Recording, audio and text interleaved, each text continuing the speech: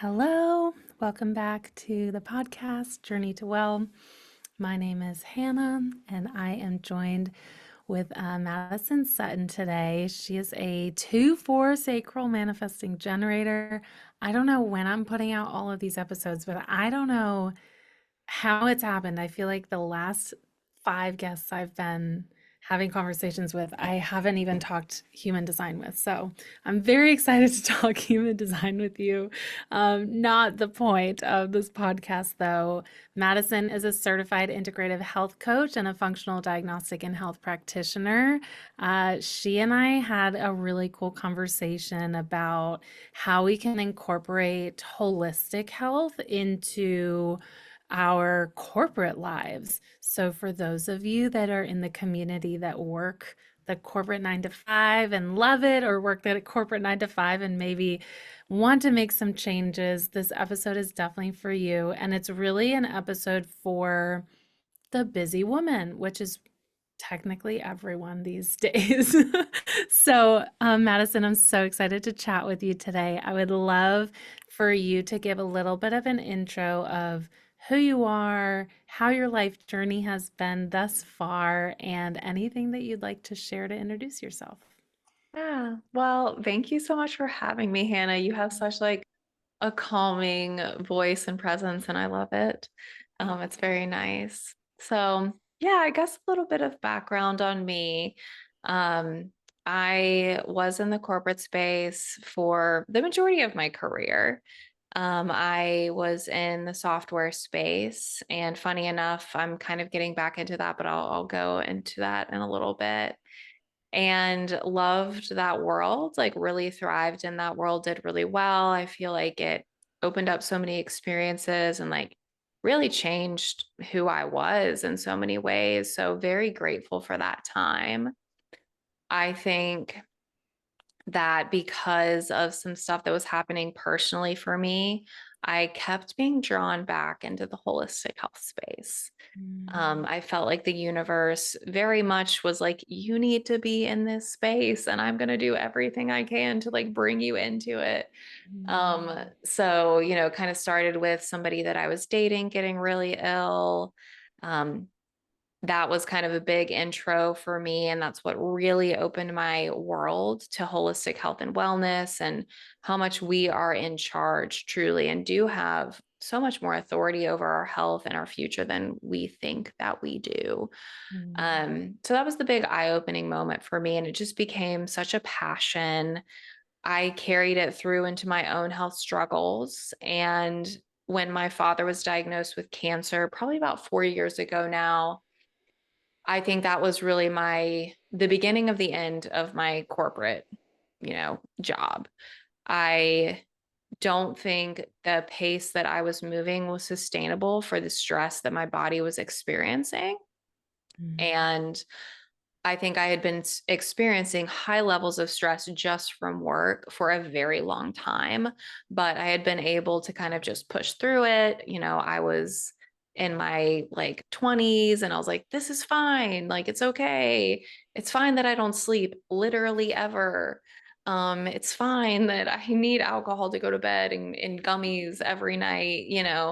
Um, so I was just kind of making up excuses and just unaware. And then when dad got sick, I think just the grief, like knowing that he was going to pass along with the stress that I was already experiencing. I also like entered into like a new relationship with my now partner. And I think that was a bit eye opening. So it was kind of like worlds collide situation. mm, And just like the timing of everything, I was like, I'm stepping away from the corporate space. I decided to get my functional diagnostics and nutrition practitioner. I had already been coaching people just for fun on the side. And I decided to sort of make a leap and make it my career. Funny enough, now I'm doing consulting for a wellness company that wants to bring wellness into the corporate space. So it's like very, very much, it's very synergistic. what a full circle moment, and how cool that we are having these conversations not just on podcasts, but we're really seeing this integration in corporate worlds. And one of the big foundations of my business often I talk to my clients about is like we feel that we need to make these huge shifts sometimes because we've been burning the candle at both ends for so long that we really have this breakdown moment where we're like, nope, can't just, I just cannot do it anymore, which sometimes happens in relationships too. Like it doesn't have to be your job. It could be moving or a relationship or your job or wanting to lose weight or something like that, a lifestyle change that we often don't change until we hit a breaking point. But we don't have to get to that breaking point before we start making some small adjustments. And so I personally love working with clients in the corporate world that love their job, but they know that it's not sustainable the way that they are doing what they're doing. And they know that they're going to eventually hit burnout, and to have that foresight to be able to do some preventative measures and make these little shifts is so cool. So I love that you're going back into the corporate world in a different way. And I think you and I kind of talked about that a little bit when we had a conversation. It'll be interesting to experience how you feel going back in this new way with the tools that you now have, because I would imagine that it's going to be vastly different and feel much more aligned, making sure that you have these boundaries and your own whatever it is that you do, and we'll learn more about you, but like having your own morning routine, nighttime routine, creating that space within your day and your week to really pour back into yourself versus kind of constantly being in that go go go mode. So let's start at the beginning. What is a functional diagnostic health coach? What do they do? Yeah. So maybe I'll differentiate here between like just a health coach and the FDNP, which I ended up getting later down the road. So I got my health coaching certification through IIN. And I loved that. You know, it was such a good education on like holistic health and really like high level everything from like nutrition to ancestral trauma, wellness, and how important it is to really look at all aspects of your life as being important to wellness. So, like your social, your relationships, your creativity. And so that was like the health coaching aspect. So, really, with that, I would work with women, and I kind of always have. I definitely always wanted to work with women. I felt very called to that. I felt that's where I could make the biggest impact. That was a little bit more of like the high level stuff. Mm. And it's funny because after I got my FDNP, I was like, okay, it's still all about the high level stuff. It's funny, like you get all these certifications and then you're like, I didn't actually need any of this, but I needed to get that certification to know I didn't need it. Um, so when my dad was about 6 months before he passed, I was experiencing my own like physical health issues. And I ended up going to a naturopathic doctor, and that did not, they just, it gave me some temporary relief, but like really didn't do what I needed. I was not better. I was still like waking up at night with all of these issues. I won't even like go into it. I was having like what I believe was just like a total like nervous system shutdown. That's when I decided to get my FDNP, because I was like, well, if my naturopathic doctor can't heal me, and if all of my holistic stuff that I already know and like what I educate women on today, if that won't help, let me try this route. Mm. And what FDNP does is, I'm still not a doctor, but I'm able to interpret functional labs basically. So and I really, really aligned with FDNP's sort of mantra and how they approach health. They really like to look at the whole body at once. We're not just looking at digestion. We're not just running a GI map. We're not just testing your hormones. We're going to look at all of these areas, which kind of feels like overkill to some people. They're like, why am I going to do all these labs? I'm like, I get it. Labs are expensive, but like if we fix your hormones and your digestion, but you're not detoxing properly, then like maybe you'll get some temporary relief, but then you're going to have some issues down the road because your liver is Mm. not working the way that it should be. So it's the idea of looking at all major body systems and making sure that all major body systems are in balance so that we can find all areas of healing opportunities and basically bring health and restore health completely to the body at a cellular level. Hmm. Hmm. I have so many questions. Um, will y- do you recommend getting all of these panels ran when there's a problem, before there's a problem, when you notice something? When is the best time to kind of start? So I will say I am a big believer in the basics. Like, obviously, if something is very, very wrong, you should, go to your naturopathic doctor or whoever your healthcare provider is and get that checked out. But do I think that you need to run all of these labs just like for preventative reasons? Not really. Mm, I think if you're checking off the basics, if you're getting quality rest, if you're eating good, nutrient dense foods, if you are really truly caring for your body, like I believe that's good. If you're listening to your body and making changes as needed, then yeah, maybe you just need to run do a Dutch or like a stress and hormone test if you're feeling slightly off. I don't think that you like always need to go get everything. And I certainly don't run all of these labs with all of my clients. But if somebody comes to me and they're really unsure what's going on, they're super symptomatic. Weight loss is a big thing. A lot of women come to me for weight loss. They just can't lose weight no matter what they're doing. They feel like they're doing everything right. Then, yeah, let's look at everything. Let's make sure that everything is operating well. mm, mm. You said something interesting. You said, as long as you're listening to your body, what does that mean to you?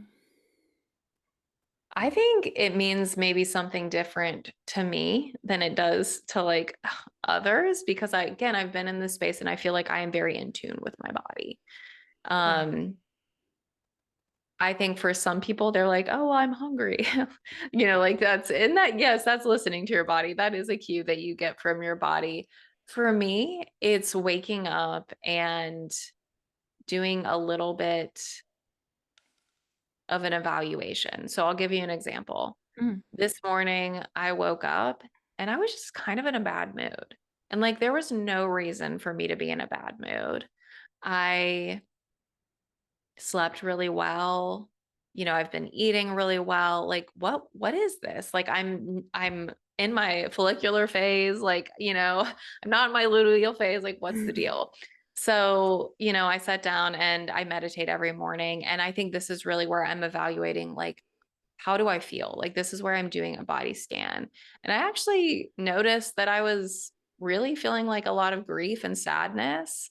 I kind of had like a routine right when my dad passed, and I was like regularly like scheduling time to cry and be upset. And I haven't done that recently. So I have myself like a little cry session this morning. And I noticed that with that, so much tension that I've been holding this past week in my forehead was gone. mm, And this like tension headache that I've been having was released. And I went on a walk and I was just so happy.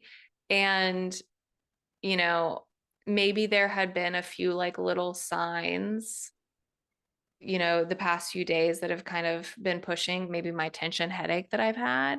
Maybe something was off but it took sitting down, I think, and just kind of giving myself that moment of peace and quiet to listen to what I needed. I think it's listening to that emotional intelligence, mm, um, really listening to like how you are feeling and how you feel about the day. I have a lot going on this afternoon, so um really kind of trying to tune in to like my stress levels and how do I feel about this afternoon. I'm a little bit nervous because, I'm going back into the corporate space. I'm have more of a jam-packed day, like that kind of scares me a little bit. So, what can Mm, I do this morning prior to those meetings to make sure that I'm set up for success? mm, That's, I think, what listening to my body means to me. It's waking up, evaluating where I am currently, thinking about maybe a little bit of what's coming. I don't like to think too far in the future, and figuring out how do I work with myself and give myself what I need in order to get through those things in the most positive way possible. mm, that's really beautiful, and I love that you are able to have those moments of I have found in my journey that when I get quiet, that's when my body speaks. Or that's when I'm able to gain these insights. And I know in my journey in the beginning, it was like 2 seconds sitting down and I'm like, I don't know what to do, or I don't know how to help myself, or I don't know what this, tension is trying to communicate, or this pain is trying to communicate. But I certainly have found that the more that I'm able to slow down, even without that expectation of trying to figure it out, of just sitting down and kind of just being with myself and not really doing anything, that is when the communication lines tend to open up and I'm able to communicate a little bit more. But you were making me chuckle when you're like, I'm in my follicular phase, because I had the same conversations with myself of like something that I really love learning and that I love teaching as well is our cycles. So like luteal phase, follicular ovulation, menstrual cycle phase. And and how we can feel a little bit, well, our hormones are different in different phases of our cycle, and then our emotions and our ability even sometimes to tap into those emotions or those insights are different in different phases. And then the moon phases, like there's so many things that we can kind of check off that for me and from a human design perspective, I have a one line in my profile, and like I want the data. I'm very logical, and like I just want someone to tell me, the steps, or tell me what to do. Same with body scans and checking in with my body. And so there's always like kind of these things that I run through in my mind as well of, oh, I'm in luteal right now, and oh, it was just a full moon, and oh, blah, blah, blah, blah. But what a great reminder that you just shared that we can do all of these beautiful check ins and hold all of these tools. But kind of like you were saying with your training, like it really does always end up back at the basics of simply checking in with yourself, and you're allowed to have these feelings of grief and sadness or overwhelm in your ovulation phase or in your follicular phase. And it's not just your luteal and menstrual phase that we're more emotional, as I'm putting that in quotes if you're listening to it and not watching the video. So interesting. So thank you for sharing that reminder and kind of giving us a chuckle.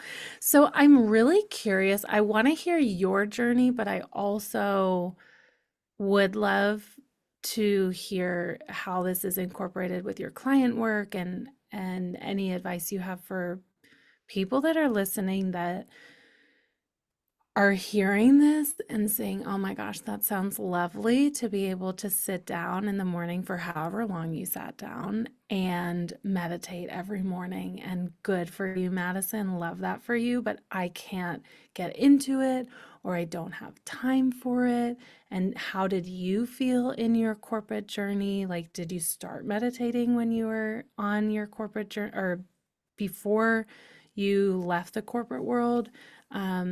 And how can we begin to take these small steps of creating these beautiful routines that we hear about, but often we kind of stop at like hearing them, and we tell ourselves, "Oh, that's a great idea, but I don't have the time, or I don't have the consistency, or I don't have the discipline," or whatever excuse we give ourselves. Yeah.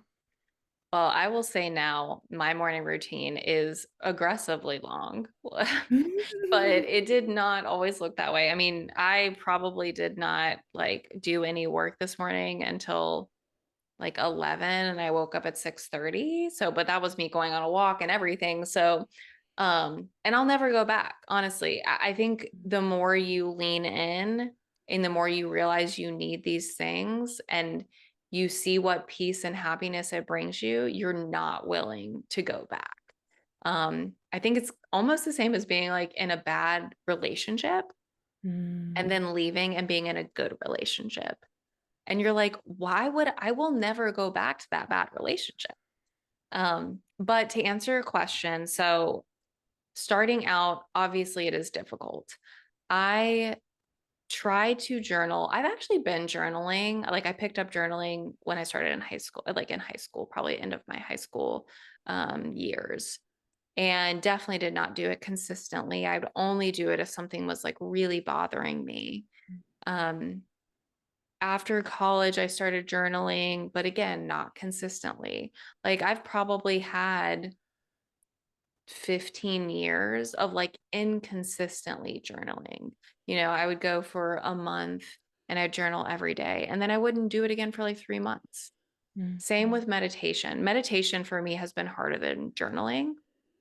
Um, same, probably tried for like 8 years, on, off, on, off, on, off. So, if that is you right now, I hear people say all the time, well, like, you're good at the health stuff. You're good at it. No, I'm not good at it. Like, I didn't want to take a break to make lunch for myself today, but I made myself do it. It's not necessarily easier for some people than it is others. I just think you reach a point where you're like, I feel better when I do this. mm, And I'm not no longer willing to sacrifice that. And I think that's what's happened with me. At the height of my like stress with work, right before I decided to leave. And I see this with a lot of women, like they're wanting to add in the morning routine. I mm, didn't add in the journaling, the meditation. I added in making myself breakfast and sitting down to eat breakfast. mm, So many women, in fact, every single woman almost that I've worked with, they don't eat breakfast. They don't take that time. They either don't eat breakfast or they just like run through it, or they're like shoveling, a granola bar in their mouth. If you are not sitting down to eat breakfast or allowing yourself just 5 minutes to like eat something in the morning, then don't try to meditate or journal, like start with sitting down and eating breakfast and just, allowing yourself a few minutes there. I would like make breakfast and then I would go sit on my porch for like 20 minutes. That was it. I wasn't meditating or journaling, but I was like, oh my gosh, this is nice. And mm, because I'm actually making myself like a home cooked, like protein packed breakfast, I have energy now and I feel good and I'm not crashing throughout the day. Um, it really is trying something small, mm, and the concept of we do not have time, or the lie that we tell ourselves that we do not have time, it is just that, it is a lie. It is not true. Um, I know so many people are busy. I get it. I do, but you have to make time for yourself because nobody else is going to make time for you in the way that you need. mm, You have to create that space for yourself or you will literally never have it. And like, mm, I think this is so important for moms, for women that are busy, for women in the corporate state, literally just women, because men don't really have this issue, not as much as women do. mm, So ask yourself, what do you need to happen in order to create a little bit of space for yourself? What do you need to do? Do you need to wake up a few minutes earlier? Does that mean you need to go to bed a few minutes earlier? Do you need to say, hey, husband, hey, partner, I need you to help me with this in the morning because I need that time or I need that space? Like, You have to figure out what you need. Hmm. Amen. Isn't that the secret of just creating a little bit? And I like that you even started of just sitting on your deck. Those were some of my favorite mornings where I just would sit on my couch and watch my cats play and drink my coffee and not do anything. There's no journaling, checking in, doing the body scan, doing the meditation, doing the yoga, whatever it is. It's just sitting. And that's wild, just slowing down in that way of not doing anything. And it's different than meditation because I think meditation can also be a little unapproachable for people Mhm. when we are really busy. It's hard to slow down that much where we are supposed to clear our mind. So maybe just try sitting. Maybe that's the invitation that you pull from today's episode of just sitting and doing nothing or sitting somewhere beautiful, or noticing. I always like noticing what you notice around your house or what you notice outside, like just not all of the mess and all of the stress and everything that you need to clean, but just noticing the little beauties that come up.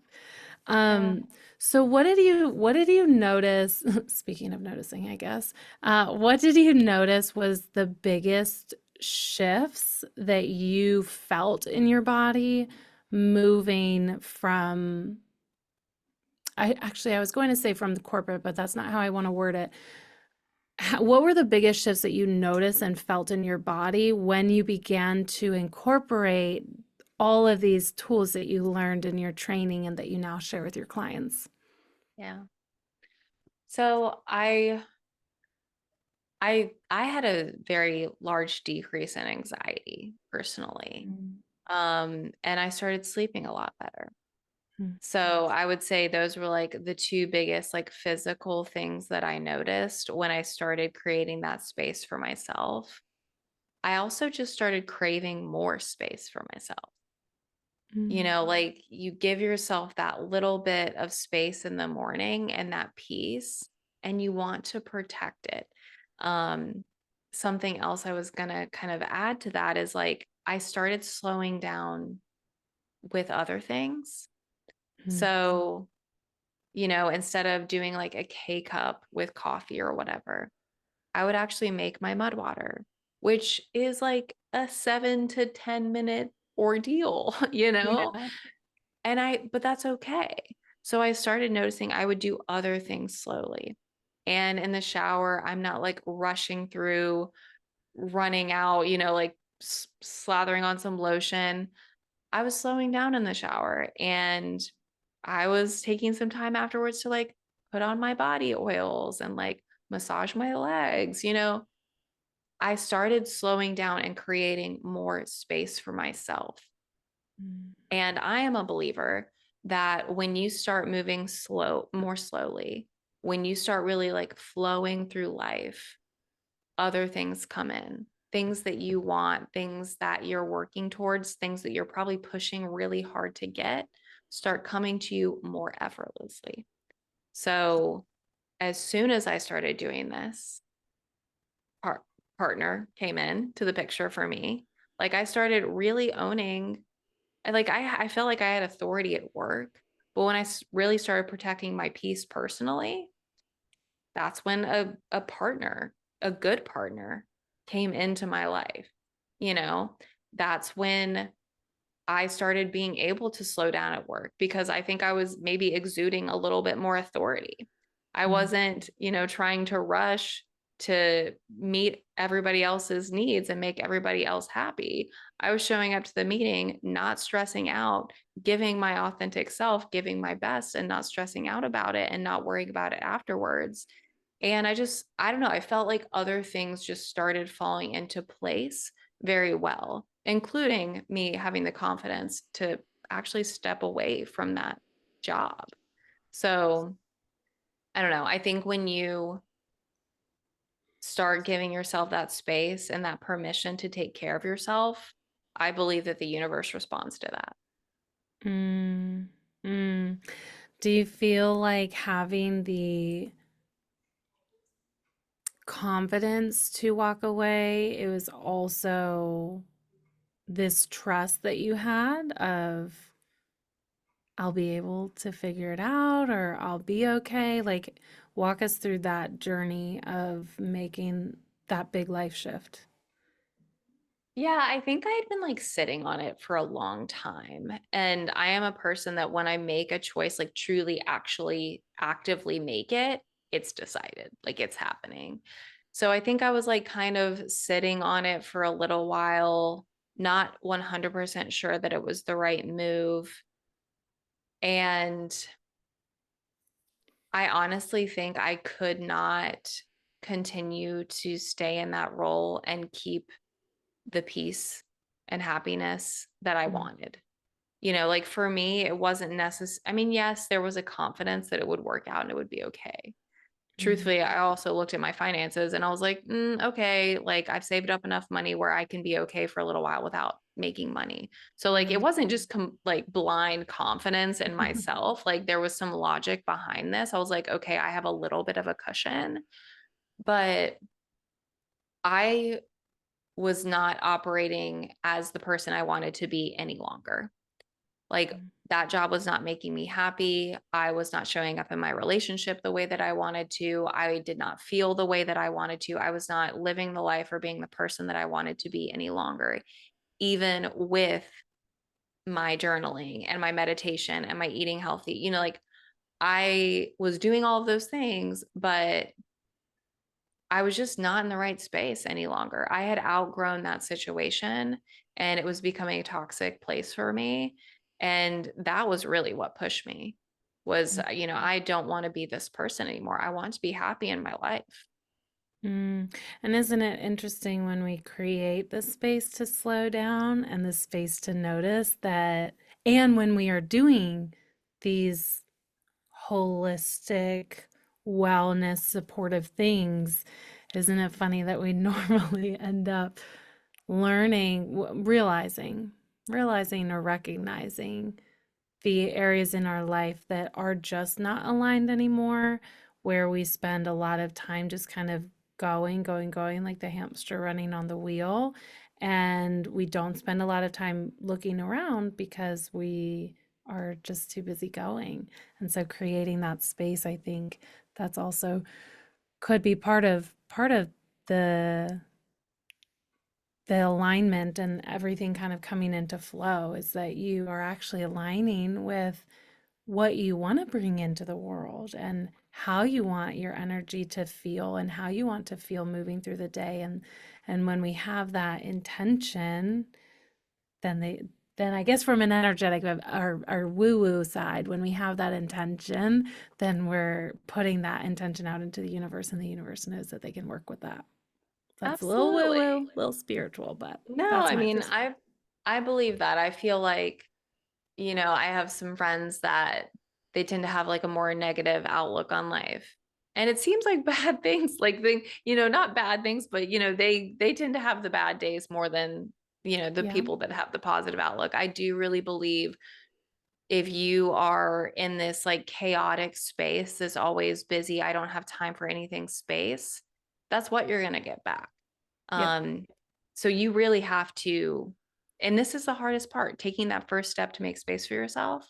But once you do it, like you will get a return. That is a time investment that you will get return on. Mm, mm. You said something interesting that I want to point out about your human design, and I was curious how you answer. So the 2-4 profile is like our profile is like our personality, and there's always two numbers, so it looks kind of like a fraction. You have the first number, the second number. Your 4 line is what we call them in human design. So the 4 number is one of the cool parts about if you have a 4 line in your if you have a 4 in your profile is when we're talking about making decisions and kind of making the leap, right? And like you said, like it wasn't a blind thing. I didn't just willy-nilly like decide. And I had been sitting with it for a while and I looked at my finances, knew that I would be okay if I didn't work for a while. And I had really created this if we're talking in terms of the nervous system, this felt sense of safety and security to be able to leave this corporate job. That's a lot of what we talk about in four lines. It's important for them to, like, I always use the analogy of like you're jumping from one rock to another, big life shift, whatever it is. And four lines need to know like where they're jumping, but you gave a cool distinction of it doesn't mean that you knew exactly what you were going to do and that, you had the entire plan mapped out. You just knew that one, like you got yourself, you were okay. You had that confidence and you were unwilling to be on this said first rock anymore. So you knew you had to move.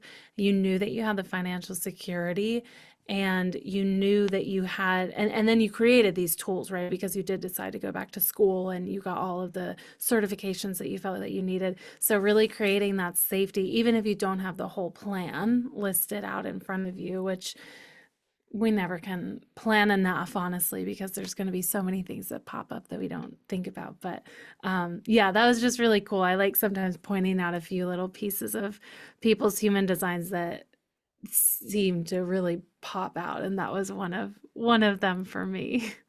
Yeah. It's funny because I feel like I'm a person that very much like does need to feel safe, Mm, but I'm also not like risk averse, you know? So it's mm. like a little bit contradictory, I'd say. Yeah. Well, even from a psychological standpoint, it's always interesting. I've read some studies of like, I think there are baby monkeys, but when mom is there and the child feels safe, then the child will go out and, go explore that like weird looking toy or that weird sound machine. Um, and isn't that true for all of us? I mean, whether that's the relationship that we have with ourselves, again, like I've got me, I will be okay. The relationship we have with our partner, that I feel safe enough to be able to take those risks.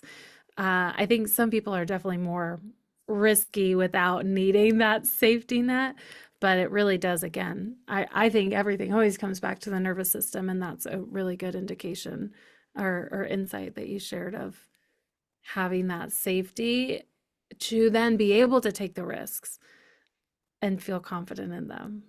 Yeah, I think that makes sense. Interesting. it does. Yeah. So, coming on this podcast, what have you not had the opportunity to share or touch on that as you're setting your intentions to come on that you feel like you would really like to share? Yeah.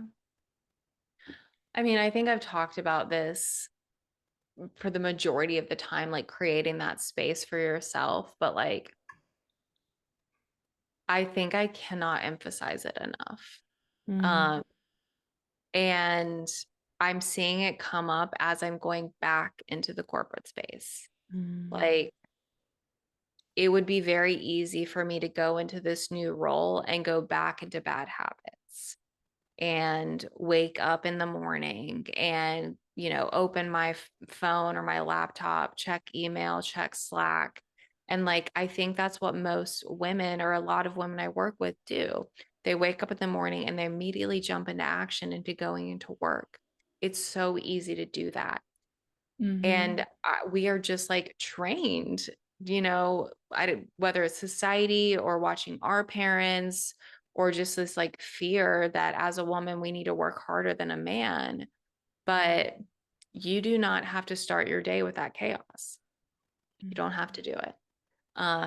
So I really think that's the biggest thing for me. And it doesn't have to be the morning, but find a time in your day to create space for yourself if you are not doing that right now. And I can pretty much guarantee that once you start creating that small space for yourself, it is something that you're going to want to hang on to and probably grow and mm. expand in your life. What are some of your favorite ways to create space in your day? I So I definitely have my morning routine. I meditate, I journal, I go on a walk when I can. If I can't, that's fine, but the journal meditation is non-negotiable. Um, I make space in my day by cooking every meal. Mm, So, like, I make myself breakfast every morning. I stop and I make myself lunch, and I end my day at 5 and I make dinner with my partner. mm, So I feel like I almost use cooking as a way, one, to nourish my body, but to also kind of recalibrate throughout the day and make sure I'm taking a break and like being intentional with my health. Because, I'm cooking at home, I'm not eating out. I'm making sure that I'm making something that tastes good and is beautiful and colorful. So that is a way where I add space that I think a lot of people, they're like, oh, cooking's such a, it takes so long and I hate doing it. And I'm like, cooking is showing your body love, like, and being intentional with your health and taking time for your health. So I think that one is a really good one. I'm also very intentional about like electronics. So I put my phone away after dinner and well, really like while we're cooking. So basically after work, my phone is pretty much away. And we'll watch maybe a show or something, but I like to have my nighttime routine of like reading and making tea. So with all of that, like I feel like I do bring a lot of, they're not crazy things, I don't feel, mm. but it's spread out throughout the day in a way to where I'm like kind of always coming back and to that stillness and that intention with my health. Mm, yeah, I like that reminder of using cooking or using something almost as that reminder of taking some time to clear your mind or clear your energy and reset. And I like that pairing with food. Although you said what I was thinking, that there's so many people that I've met that find cooking very stressful, and like it's almost like another job instead of getting off of work and having this tool to unwind. It's like they're not really able to unwind until after that, after they Yeah. cook. And it's always like, how fast can I cook? Or what's the Yeah. easiest thing to do? Yeah. Have you always found that you enjoy cooking, or was this something that you've worked on and kind of developed? It's something that I worked on. So I haven't like hated cooking. I've gone through my ups and my downs, but there Mm, was, I mean, when I lived in San Francisco, like probably the height of my like craziness with work, I probably ordered out like twice a day. I mean, yeah. I don't even want to know the amount of money I spent on ordering out. It's like it's terrifying. So no, that's not always been my thing. I think for that person, I would challenge you and say, what are you doing when you're cooking? Or like, what is the stress that's associated with cooking? So, an example, I like had a busy day today and I wanted to bring my computer and my phone downstairs to cook lunch. And I think if I had done that, it would have made, and really, when I say cook lunch, I was like heating up on the stove some soup from last night. So it took me 10 minutes. I'm not saying you need to do like soup, something super elaborate if you don't have the time, but like I was very intentional about leaving my phone and my laptop because that trying to like check your email and like your Slack while you're trying to make dinner or trying to like multitask while you're trying to make dinner, yes, that is very stressful. Mhm. So that would be my first thing. Like, are you just cooking or are you trying to multitask while you're cooking? Hmm. Mm. There's so much. But thank you for sharing that it was not always that way, because I do feel like some people that I talk to are just like, you have it or you don't. And honestly, I never hated cooking, and I've always seen it. It's kind of this expression of love to my people, and it's also this expression of love to my body. You said that really poignantly, and I want to bring us back there of you're nourishing your body, and this is like this act of love to your body. And when I have that perspective, it's like I'll take the time to cook the food. It's so important because I'm nourishing myself and I'm pouring into myself, and then you can make kind of the whole cooking process that pouring in the love to yourself as well. Um, but a lot of invitations. Cooking is always an interesting topic of conversation because I do feel like a lot of women feel that it's overwhelming or an extra job, or and I also wonder what would shift if you created more space in your day in other ways. Maybe you would enjoy cooking more. I don't know. Yeah. If you didn't feel so stressed going into it, then maybe you Yeah. don't feel so stressed going through it as well. So, Yeah. It's easy to feel like things are stressful when you're trying to summon energy from nothing. ooh, that was a good one. Thank you for Yeah. that. All right. Last question. Thank you so much for coming on. Oh my gosh, I'm jumping the gun. Thank you for coming on. I appreciate your time and your insight and your wisdom. And if people are looking to connect with you, learn a little bit more from you, where do you spend a lot of your time? Where do you hang out? Do you have a podcast of your own? I can't remember. Share all those good things. Yeah, no podcasts of my own. Feel free to go to my website. That's probably the best place to get in touch with me, learn a little bit more about what I offer and my services.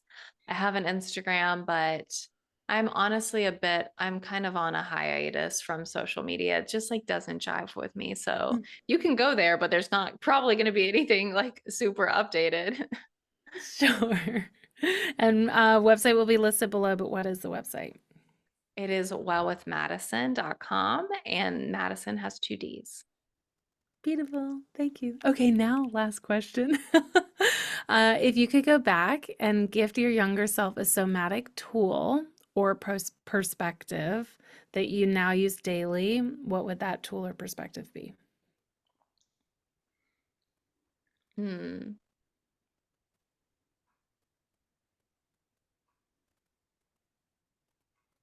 I think for me it would be a perspective.